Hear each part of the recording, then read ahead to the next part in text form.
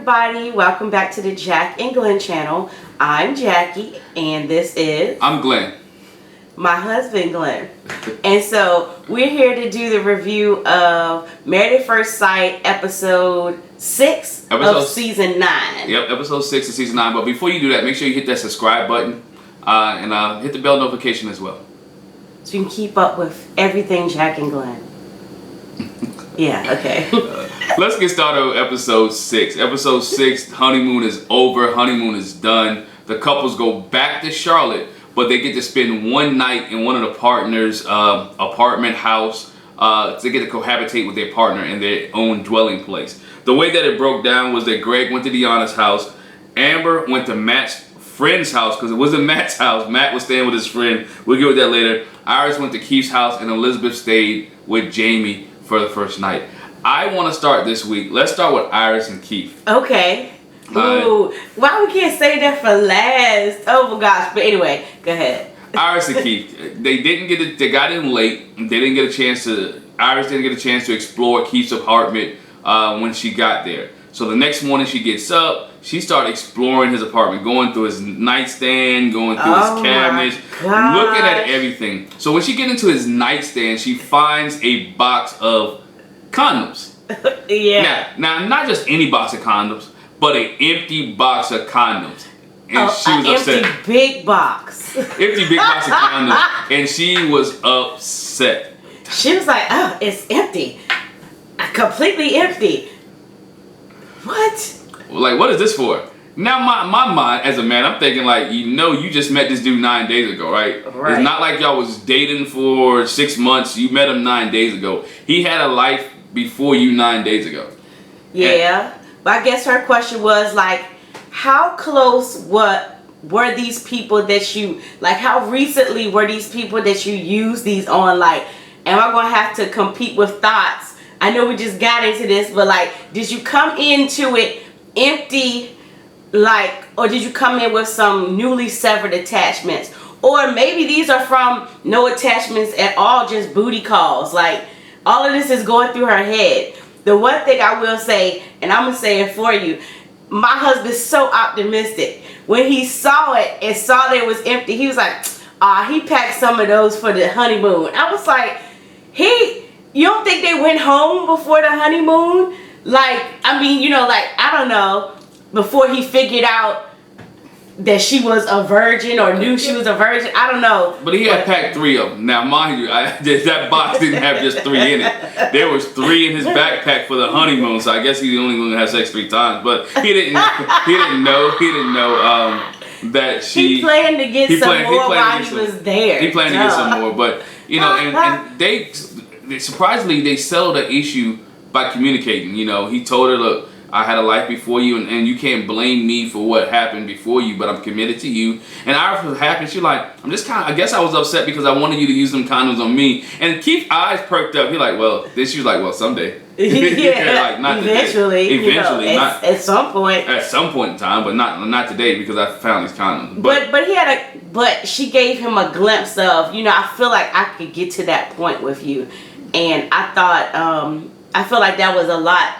It says a lot about Iris that, I'm into the process and I understand that going that way, consummating our marriage, that is part of the process and I'm open to it. So, and she likes him enough to be open to it. So, and that's something that Dr. Cal, Pastor Cal said too, because each couple got a visit from Pastor Cal. And when Pastor Cal visited, that was one of the issues that were brought up about sex. He said that don't let it be the mainstay or the main thing in your relationship. When it works out, when it happens, but begin to enjoy each other, begin to communicate with each other, and begin to trust each other even more. Yeah, and I think he told them too, like, not to like avoid the issue. Mm-hmm. If it happens, it happens. Yeah. Don't make it like, oh my gosh, is he gonna? But also, just feel the flow. If you feel it going that way, you're married. That's part of the process. Go ahead and go that way. Like, don't hold back. Don't feel like, oh wait, hold on, wait. I don't know. He also brought up an interesting point, which, was talking about they're moving in together to this apartment complex, or there's their own apartment. And, Iris talked about she likes to cook, and and Keith said he cooks minimal. Then he asked him, have y'all discussed finances yet? And they had not talked anything about money. Now, mind you, which is good to know, that they're going to have to pay for this apartment. They're going to have to pay for everything in the apartment. It's already furnished, but the bills and everything have to be theirs. So I think we'll have to start to see some things financially with a couple couples, because Deanna and Greg, same thing, hadn't talked about money yet when Pastor Cal asked them the same question. So it'll be interesting to see how they handle money, which is a big discussion when you marry, because money could be a big problem in relationships. So, well, wow, since we're right there and talking about money, let's go to the couple that did talk about money somewhat. Yeah. Not in depth, but let's go to Amber and Matt. You know, they had that conversation at dinner before on the honeymoon that, you know, I don't want you to go overseas. If I have to support you, you know, she didn't say if I have to support you. You know, she said, I got enough. I got to take care of us. To take care of us. And, you know, he felt some type of way. So Pastor Kyle did talk to them about that. You know, like, you're in this together. Let her support you. Right. Let her be there for you, you know, so you don't have to go overseas. Or if you do, you know, Amber was like, oh gosh, I don't want him to have to go overseas. So I like that Pastor Kyle kind of reinforced that it's not taken away from your masculinity, your manhood, by letting your wife be a support to you. Yeah, but also it's talked about his transient behavior, because when she goes to his friend's house who let them stay there, he had like one little room, had a bed, had a nice little shelf, and he was living as if he, as you mentioned, as if he was in a hotel. Everything he owned was at his mom's house. He did let her into a little bit to show him a picture of him when he was younger playing basketball. Out the box that's been in the trunk. Yeah, like who knows how long that box has been in the trunk. Out of the box has been in the trunk, but at least he carries a little part of himself with him everywhere he goes. And that's her biggest fear, that he will pack up and leave and be transient. And you saw that a little bit when he decided to go to the bathroom down the hall, because it's like, okay, this is your bathroom, this is my bathroom. We both can't fit in this bathroom, but I'm going to move down here because I'm used to being by myself. I'm used to living on the road. I'm used to having my own hotel room. I used to have my own apartment. Well, and that's what she felt. But once she actually got a chance to talk to him about it, it was that I wanted you to be able to have your own space. And it wasn't about leaving you, which, you know, Amber tends to go off the deep end when it comes to that abandonment thing, and she's been abandoned. She's open about the fact that I have abandonment issues. Right. Are you my husband or are you my roommate? And he was like, well, I'm both, because we're married and we live together. She's like, no, we're not both. We're married. Right. And so, I mean, it was a sweet reason. I mean, in the back of his mind, I'm sure it was his previous behavior. Right. You know, I'm used to being a nomad, and I just move here and there. I got minimalistic. I have as little as possible because I got to pick it up and move. You got to pick up and go. But ultimately, his reason was, I don't want you to feel crowded. I want you to be able to have your own space. So it was a kindness he was showing her, that you can have all the space that you want and don't worry about me crowding you out. And I think Pastor Cal got that down there to the science. They both like each other. They both love each other. They like you. She said, I like them, you know. But they have walls up because they both have abandonment issues. He has issues where, okay, if something goes wrong, I'm maybe quick to move. Mm-hmm. She has issues that, you know, people that I love left me in my life. So they both have walls up. And Pastor Cal told them, look, break some of the walls down. Express your feelings and emotions. Tell Amber how you feel. Right. And, you know, Amber, make sure you tell Matt how you feel. And so you don't ever hide anything or make anything preconceived stuff that which really is not.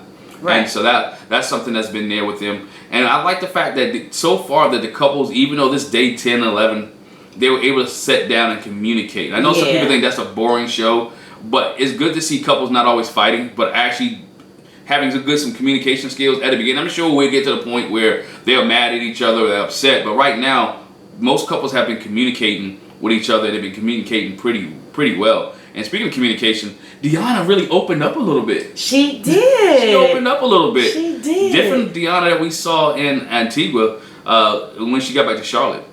Yeah. I like the fact that, she is funny to me. She just cracks me up. So they go to Greg's house, because remember Greg said, I have a house.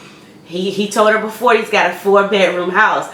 But she walks in, she's like, ooh, Ooh, you fancy. Ooh, you got a 4-bedroom house. You got a covered porch and a deck. Ooh, you And you got a basement? An unfinished basement. Like, why does Greg have all this house and it's just little old him? And my husband's perspective was about the house. Yeah, Greg's a business owner. I mean, he wanted a house. I mean, he didn't want just a 1-bedroom apartment. He wanted a house. He's the homeowner. So he makes the money, so he wants to own his own home. She owned her own townhome. It was just for her because she had been 10 years. Greg wanted a family, so he wanted to be able to grow into his home. And maybe eventually they'll move back there if they stay married. But right now they have this apartment. So Greg is preparing for the future. The way I looked at it as a man, dude, he prepared for the future. So look, we can build into this or we can move into this, not just for here and now. Yeah. So he's a planner. Everything was nice and neat in Greg's house. She was surprised how much it was clean, how clean it was, and you know, oh, you clean this big house by yourself. it was just funny to see her personality. But also when Greg stayed at her house that night, you know, Deanna has a dog, and her biggest thing was that's her baby, and she wanted to see how the dog would react to Greg. Now Greg pulled the treat out of the box, and the dog was slow to take it, and he finally eventually took the treat. And we saw later on that Greg and the dog became friends. And Greg made some silly comments, you know. I guess the dog is like their owner, getting slow. Moving slow with the emotions. Moving slow with the emotions. And you know, when they talked to Pastor Cal, that was something he talked to Deanna about too, about all the compliment things. I know we talked about the compliments a lot on the last episode. But he was like, that's crazy. You don't like compliments? There's some women out there. Don't say crazy. You know, he was like, that's not normal. That's not normal. Well, translation to my ears, that's weird. Because there's a lot of women who watch this, or a lot of women who may see this video, and they want compliments. They are begging for their husband or the significant other to give them compliments. He don't notice when the hair is changed. He don't know when they get new fingernail polish. Mm-hmm. He don't know when he put a new outfit on. And they're looking, and women want to have compliments. And I guess maybe Greg do it overkill, and she said it. I haven't had that in 10 years. I got to get used to it. But Pastor Cal gave them an assignment to open up a little bit, to have a physical, start touching each other physically, because they hadn't had sex yet. And Greg has been real patient. And I'm not saying that's a bad thing, but he's been patient. He's not antsy. And he has not been quiet about the fact that I'm attracted to my wife. Right. And you know, I don't know if we've heard Deanna say that the way he did. You know, when they were at the beach and he was like, I kind of had to hide myself. He has been very forthcoming about, my wife is attractive. I like the way she looks, and I think what Pastor Cal told them, she's gonna have to, even though she doesn't like it as much, I'm hoping that she'll get the feel that I have to start saying it to him too. Right. And you know, I need to start complimenting him. But he has mentioned they have been kissing, and doing things of that nature. No, just kissing, just and holding hands. Kissing and holding hands. So their homework assignment was to be more physical with one another, and we'll hold hands. And that was hilarious. Deanna cracks me up. I mean, she's like, see, I'm starting already. I initiated it. Like, girl said hand hold. It's the hand hold. So look, at least she's doing her part right now. So she's doing her part. She wants the relationship, and you know, they're back home, and we'll see how everything works when they start working. But the dog did open up, and Deanna, she has a lot of workout clothes, but don't like to work out. Right. Don't like to work out. You know, Greg said he works out 5 days a week, and they compromise on working out 2 days a week. Together. Because I don't think he probably won't cut his time, but you know, can you do it with me twice? He worked with me twice, so doing it together. So they're compromising as well. Then we get to Elizabeth and Jamie. She stays at Jamie's house. Yes. And when which is beautiful. Yeah, apartment, excuse me. Jamie's apartment. Yeah, his apartment is beautiful. It's immaculate. Everything's in the right place. I mean, the glass is in order. She even looked in the refrigerator like, I'm just mad at this. You're like, what, the refrigerator? Why are you mad at the refrigerator? Your stuff is just so organized. And to me, I don't know about you, but when I looked in the refrigerator, I was like, I mean, it's a lot of stuff in there. I don't know if it's organized. It wasn't like it was organized, but dressings on this shelf and seasoning, you know what I'm saying? It wasn't like that when she opened it. I was like, maybe she's like totally disorganized that hurt her. She is. When we saw her apartment, nothing matched in her apartment. Everything was cluttered, just like her personality. And that's not a bad thing. It was just jumbled on her personality. And Jamie said the same thing about that. You know, but Jamie has a cat. She has dogs. And she was so concerned that Jamie wouldn't like her dogs, that if he didn't like her dogs, it was a deal breaker. This marriage was over, because these are my fluffy babies, my fluffy friends, and they have to be able to go with us. So now in their apartment, they have 2 dogs and a cat. And a cat. Oh, dogs that drink out of the people glasses. Yeah, and Jamie thought Deanna, Elizabeth gets some water. She drinks her water. Then the dogs look like they were parched. Don't judge me. Don't judge me for what I'm about to do. And the dogs look parched. So she fills the glass up and let the dogs lick water out of the glass. Now Jamie was like, that's weird because I usually keep my people dishes and my animal dishes separate. But he said, I guess I'm going to have to get used to sharing dishes. Hey, each his own. I know animal lovers out there, so I'm not going to talk about animal lovers, but it was strange. Yeah, but again, that's a compromising thing. And I know personally, I'd be like, Jamie, I don't think you have to bend on that. Maybe she can bend some. Like, can we just keep the glasses for people? Can we just go to Walmart and get some dog dishes? Can we like not do that? Because dollar store dog dishes. I have a problem with that. Target dog dishes. I'm sure they have dog dishes, but I don't know. Family Dollar anyway. Dog dishes.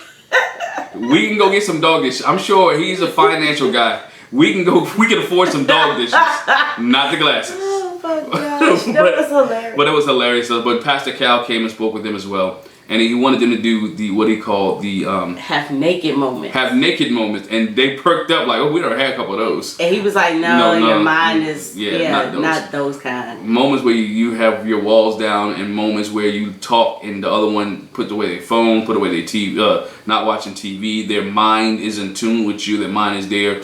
That you're focusing just on the person. There's no rebuttals, and they just get to open and communicate. And they share with Pastor Cal the issue they had that in Antigua about the lunch situation. Yeah. And so that's what he would say. Look, for you guys, I want you guys to have naked moments where you are open and vulnerable to the other person and sharing your ideas. You know, which is good. And then we saw them have a mask party again. She pulled out the mask. I guess she gets do nightly facials every night. Oh, she has everything because we skipped over the fact that she saged him. She saged him in the apartment. Oh, I forgot. She did a seance and some sage, and it was not a seance. Oh, she blessed the apartment with sage to make sure she cleansed it up the bad juju. The bad juju out of their apartment with sage. And she saged him like. She felt the need to sage him there. I'm like, what? Whatever bad juju he had it before that. He had it before that. But hey, he was clean. He didn't mind. He thought it was weird. He said, I feel different already. Lies. The lies. Why? So, but he felt that. But they had a facial moments, and then she had, what did she call it? Sexy time. Kick the dogs out. Yeah, she put the dogs out. Sexy time. He said, well, all her Beth-isms, I like this sexy time. But they're a fun couple right now, and I'll be interested to see how this moves along. This is their first night in their own apartment, and everybody did their own different things. Iris told Keith, well, let's do a little prayer. What he said you want to bless this house. Bless our house. And I thought that was cute, being that, you know, there's some churchy people, you know, to be able to bless the house. And I thought that was cute. They got to share that moment. So the couples are just getting to know each other, and I think that's where we are getting ready to go to episode 7, which we'll see a lot of different things begin to transpire. They have to start working now, and they have to meet with the other experts. So we'll see a lot of interesting things coming up. I think this season's been going slowly and moving towards, I don't want to call blow-ups, but issues. You feel like it might be coming, like, because I wanted to touch that before we left you all, but Beth has her little tweaks and idiosyncrasies and stuff, but we had a glimpse of Iris's at the beach when Keith lost his ring, but we got to see that again. Like, you don't sit on the bed with your outside clothes too close to the pillow, and you don't do this, and I got to put a liner in there. So we're starting to see her 27-year-old never live with a male, or because she said she had roommates, but to contrast that with Deanna, because Deanna said she had roommates as well, just no males. But she's not as particular. We're starting to see how particular Iris is. Yeah, and Iris, like, I'm not going to argue with you by putting liners in it. And Keith was like, man, I had wood in my clothes before. I'm not putting no liners. I'm about to put my clothes in this drawer. We're going to be done. You can go get liners if you want to. And it wasn't an argument. She's like, my husband don't want to use liners. I'm not going to let him use liners. Which I think that's good for her because Yes. she's recognized, you know, even though I'm married, I'm gonna let my husband be an individual. Right. I'm gonna let him be an individual, and I'm not gonna argue over something as simple as putting liners in a drawer. And I think everybody is getting to that. Yeah. Everybody's getting to that. Even though I think Amber's having the hardest time. I think Amber's having a hard time with that. But you anyway. know, Keith them did a good job. I like that. I like that couple, and they didn't understand their schedules are different. We found out that Iris goes to work early in the morning. Keith goes late in the afternoon. So that may play a role in how they interact with each other, how dinner is made when they get off. So we'll be a lot of things in episode 7 is going to come up that we're talking about. Hey, make sure you leave a comment in the comment section. Make sure you hit the subscribe button and the bell notification. Interact with us. If you leave a comment, we definitely will comment back. We want to hear from you. What do you think? What did you think about episode 6? What are you expecting from each couple? And so far, as we're in episode 6, who is your favorite couple? Make sure you leave a comment. Thanks. Have a great day. Have a great day. See you next week. Bye. Bye.